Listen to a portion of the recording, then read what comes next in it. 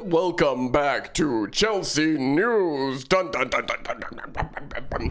Hey guys, what's going on? Welcome back to Football Therapy with me, your host Jan, back in the Stamford Bridge studio, holding the stand-up comedian's mic.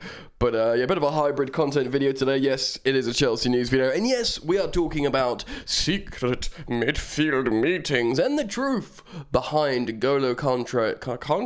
That's N'Golo Kante and contract put together because he's getting a new contract. Apparently not pay as you play. Of course, we've seen videos of him and the team looking happy. And Graham Potter has also commented on his inclusion back in the team.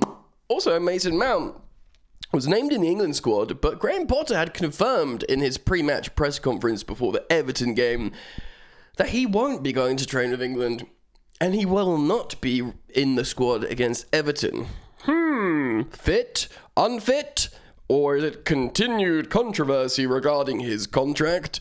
You decide. He's probably just not fit. Anyway, thanks for joining me. There's a lot to get into today. I hope you're going to enjoy the content that we're going to move through together. I would urge you guys to like and subscribe to this channel. Ding, ding, ding. Football Therapy. There's my beautiful face there. All right, let's get into it. So I just want a quick few words on Graham Potter's press conference. He was very positive about the reintroduction of Kante, who will probably feature in this game against Everton, and we are going to cite an article in a moment to get more information on the World Cup winning French midfielder. The World Cup winning, the PFA winning? He won the PFA, didn't he? I'm pretty sure he did. I know he's won our player of the season. He's won a lot. World Cups, Champions Leagues, Europa Leagues. He's fine. Multiple Premier Leagues with different clubs. He's fine. What am I saying now? Yes, he's very good. And as you can imagine, every manager who is coached N'Golo Kante just can't wait to have them in their team. And although to a degree, Graham Potter has kept his powder dry, you can tell he's like, yeah, this is N'Golo Kante. We want him in the team. And that's not to disrespect anyone else who's done a job in there. It's a different level, though. This is different gravy. He is mustard and all the other positive condiment-related phrases. Very strange on Mason Mount. We'll jump into this article now, I think, probably from Team Talk, from a guy called Samuel Bannister, to give us context on really what's happening with N'Golo Kante and his contract.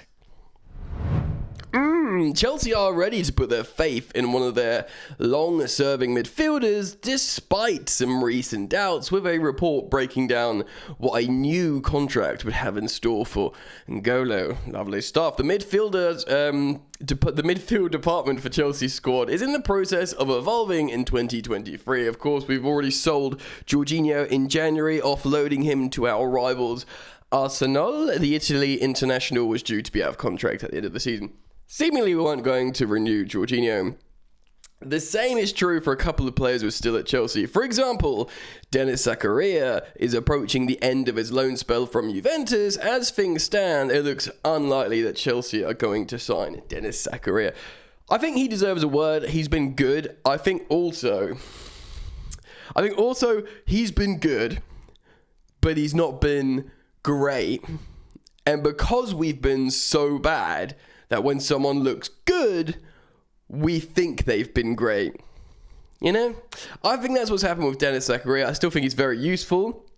He is being utilised by Graham Potter still in these winning games, in this, small winning run. Hopefully look to extend that tomorrow. He's sort of, I hate to use this phrase because it is a buzzword in Premier League football at the moment, especially ever since the 5 subs, but he's very much a closer. You know, he ends games off. Which he'll be fine just to get minutes and be parts of performances and hopefully be parts of wins. But yeah, it does look more and more likely that Zakaria will not sign for Chelsea on a permanent, and we will talk about another midfielder in just a moment. So, yeah. In addition, N'Golo Kante has less than 6 months remaining on his current deal with Chelsea. He has endured a injury-hit season, reducing the significant impact he used to have on the team. It's not just this season. He's been up and down with injury issues ever since the, of course, the Europa League final, where this shouldn't all be put on Sarri, but he shouldn't have played Kante in that final, even though he played really well and we won the title. And fortunately, Kante was healthy enough and fit enough to be an absolute beast in that Champions League run, where we eventually lifted the trophy in Porto, winning man of the match in like the final 3 or 4 games. Incredible scenes. But despite those 2 European really positive performances, he has been in and out of the team. Like, there was a while there, like, when he led us to Premier League glory with Conte, that he looked like, if he's fit in this Chelsea team, like, that's it, bruv. It's curtains. It's curtains. We're just going to win everything. So indeed, they're right to say significant impact. Therefore, there has been some caution in offering him a contract renewal. Of course, in March, he turns... So, obviously, I turned 34 yesterday. That's sad. He turns 32 this March as well. And of course, a midfielder that relies on his engine running round into his 30s. Trust me, I've put on a lot of timber. If you wanted to rely on me as a man in my 30s on my engine, you'd be backing the wrong horse, man. I just got to tell you that. However, Kante is still admired by several other clubs, including those elsewhere in the Premier League, like Liverpool. Of course, they want Mason Mount as well, which may have led to reconsideration of his Chelsea future. Recently, optimism began to grow that a deal could be extended. Of course, we've heard this from loads of reputable sources, such as Fabrizio Romano. I think the chaps down at The Athletic have also referenced how Kante looks like he could extend.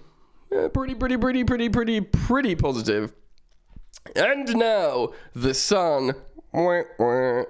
Shit rag. Excuse me. Have provided an update that Kante is set to sign a new contract with Chelsea after all. Well, they jumping on it late, ain't they? Per the report, Chelsea have offered Kante a renewal for a fixed 2 seasons. Of course, that would see him to 34 years old, which would basically give him the option for a 3rd year.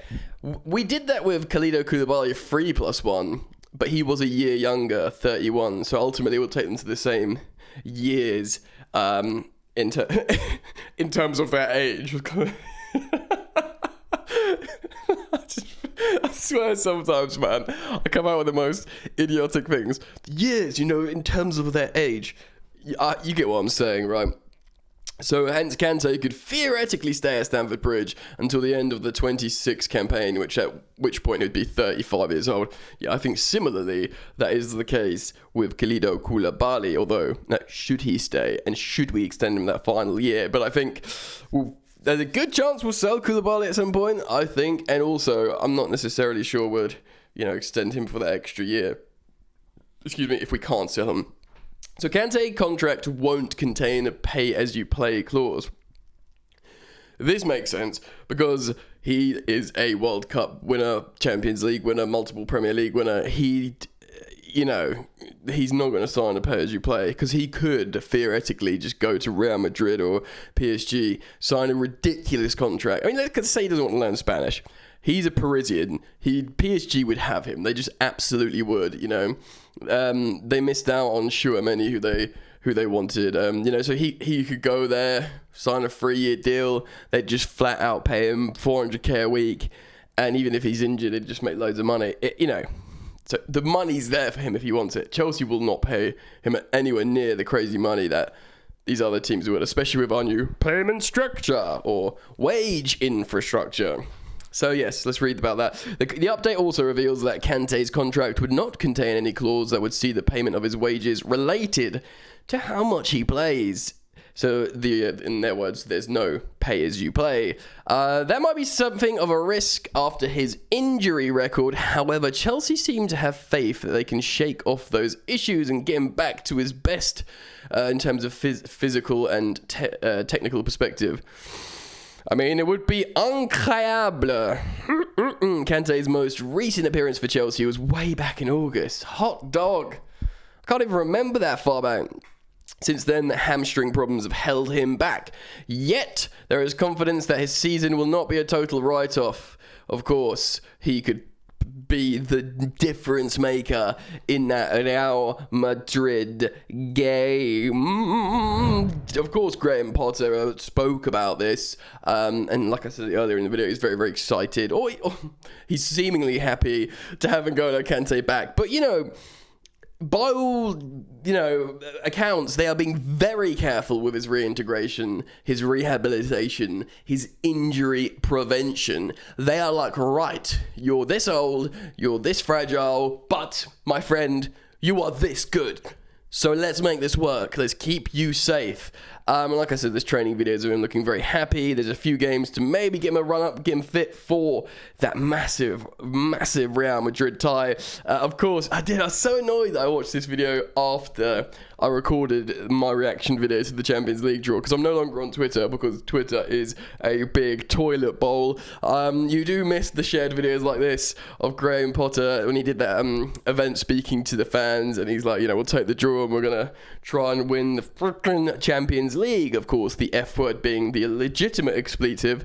And this is the dog that people have been asking to see from Big GP. And yeah, but good luck to him. Look at him showing a little bit of that. So, you get a fit N'Golo Kante. Who knows? We could slap them about silly. In terms of midfield transformation, Jorginho gone. Zakaria not going to be purchased. So it leaves you with an N'Golo Kante who you want to wrap up in cotton wool for the most of the time, especially if you want to keep him long-term, long-term on a new deal. You need alternatives to play pretty much all the time, and you wheel out Kante in moments when you're like, brother, we need you. So you got Enzo Fernandez. And maybe, let's think Mateo Kovacic. The jury's still out on what Chelsea will do with Ruben Loftus-Cheek. And seemingly Chelsea are going to sign another midfielder. Of course, the recurring names that we always hear and we often speak about are the likes of Declan Rice. Personally, I do not think we'll go for someone like Jude Bellingham. I don't think he's the correct profile. And I think now we've got Enzo Fernandez. I just don't think, I don't know, you could say he'd play up further up, and but Enzo can do that as well. I don't think we're going to try and sign, we might try and sign, I just don't think we will sign Jude Bellingham, but stranger things have happened, and let's be real, our owners are freaking crazy in terms of the transfer market. So, Chelsea have met with Romeo Lavia's entourage in Belgium this week. So saith Sacha Tavolieri. Of course, Romeo Lavia is a Southampton midfielder that, plays very well. That was once of the Manchester City academy that was bought by the Saints, and Chelsea have been very interested in him even before this season. And of course, we've taken, is it Joe Shields from Southampton, one of our many transfer team specialists that will be interested in Lavia. In fact, loads of people are interested in Lavia. There may even be a Manchester City buyback clause, or perhaps maybe, I don't know, like a sell-on clause that they get some money out of it, not that they need any money. Well, they are still under investigation, so that story has gone very quiet, as it will do for a long time. So anyway, Romeo Lavia is a very, very good player. I think probably he'd want to come to Chelsea, and I'd think it would cost a serious amount of peas. But then again, all these targets were Declan Rice, if West Ham get relegated, you get Declan Rice fire sale. But even then, he's never going to be ridiculously cheap, is he? He's not going to be 100 million, but it might go down to 50 million. Apparently there was a story in the summer that Chelsea bid £50 million for Romeo Lavia in the summer transfer window. Now, Matt Law, of course, of The Telegraph, had since come out and said, yeah, that didn't happen. That was a nonsense. And that blew many people's minds. Of course, we spent more than double that on Enzo Fernandez, but Enzo Fernandez had just won the World Cup with Argentina and had won Best Young Player in the World Cup, and of course has been playing well for Benfica before and indeed after when he was reintegrated into the side. But he got his move, we got our move, and We structured the deal favourably over 8.5 years, only paying like 32 million up front in the initial transfer. So we've really spread the amortization on the Enzo Fernandez deal across best part of a decade, which is wild. But yeah, we spent 106 million pounds on Enzo Fernandez. They are not add-ons. The structure of the deal is favourable. The cost is just still profound, so it's important that I get out. So Romeo Lavia, I'll be very interested what people think about this young Belgian player. Very good. Clearly looks like he's going to be alright in the Prem. Is he the answer? That is the question. Chelsea will look at loads of midfielders. Of course, there's different European midfielders in vogue at the moment, and many will be linked. Of course, we've got Nkuku arriving in the summer. Of course, we've got Malo Gusto arriving in the summer. Zakaria will leave. Some other players will be sold, and try and do something with Aubameyang. And others, probably, Ziyech is already gone. Ziyech and Aubameyang have gone. There's so much. There's just so much. Well, I'm going to have my work cut out for me throughout the summer transfer window, but we've got football to play. We're going to play Everton. I think we'll win.